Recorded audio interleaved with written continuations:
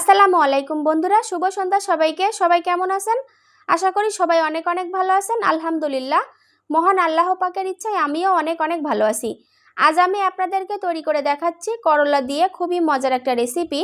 করলা তো আমরা অনেকেই অনেকভাবে রান্না করে খেয়ে থাকি, তবে এভাবে করলা রান্না করলে খেতে কিন্তু ভীষণ মজার হয়ে থাকে।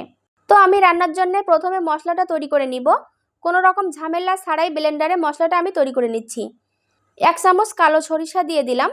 এরপর 1 চামচের মতো জিরা দিয়ে দিলাম বেশ কিছুটা আস্ত রসুনের কোয়া আর আদা। বড় বড় করে কেটে রাখা পেঁয়াজ আর কাঁচামরিচ দিয়ে দিলাম। আর দিলাম কয়েকটা চিংড়ি মাছ। এবার লবণ আর একটু সামান্য পানি দিয়ে এগুলোকে পেস্ট করে নিব। এই যে মশলাটা কিন্তু খুব ভালোভাবে পেস্ট হয়ে গেছে আর সবগুলোই খুব ভালোভাবেই মিহি হয়ে গেছে। এ পর্যায়ে আমি করলাগুলো এমন গোল গোল সাইজ করে কেটে নিয়েছি। এই করলার ভিতরে যে বিচিগুলো ছিল সেটাও আমি ফেলে দিয়েছি।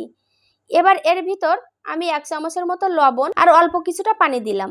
এখন এই লবণ পানি দিয়ে করলাগুলো হাত দিয়ে খুব ভালোভাবে ধুয়ে নিব। লবণ পানি দিয়ে করলাগুলো ধুয়ে নিলে এটা তেতো ভাব অনেকটাই চলে যায়। আমি বেশ কয়েকবার ধুয়ে নিয়েছি। করলার সাথে আমি কিন্তু আলু অ্যাড করছি। আলুটাও করলার মতো করে আমি কেটে নিয়েছি। এখন চলে আসলাম চুলায়। প্যানে তেল গরম করে আলু আর করলাগুলো এখন আমি ভেজে নিব। একটু সামান্য লবণ হলুদ দিয়ে আমি ভেজে নিচ্ছি, তাহলে কালারটা খুব ভালো আসবে। এরকম হালকা লাল লাল করে ভেজে নিচ্ছি। ভাজতে ভাজতে প্রায় অনেকটাই কিন্তু সিদ্ধ হয়ে গেছে। এখন আমি এটা একটা পাত্রে তুলে সাইড করে নিচ্ছি।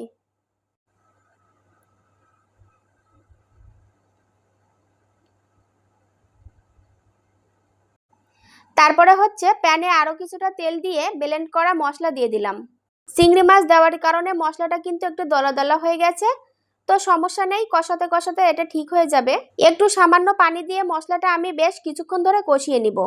পরিমাণ মতো হলুদ দিয়ে দিলাম আর দিয়েছি 1/2 চামচ ধনিয়া গুঁড়া আর 1/2 চামচের মতো গরম মশলার গুঁড়া। ব্যাস, সব ধরনের মশলা দেওয়া শেষ।